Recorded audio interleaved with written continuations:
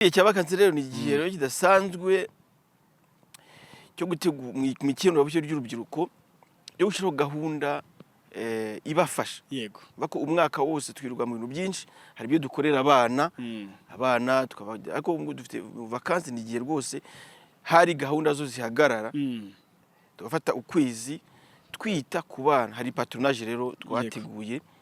Patronage ifite ntuza insayamazi kugira ati ngo nitube abahamya b'amizero nka Don Bosco, kuko Don Bosco ubuzima bwe yabayemo turi umwaka w'amizero. Ni byiza ko abantu twakwihambira kuri Nyagasani Yezu Kristo we soko y'amizero.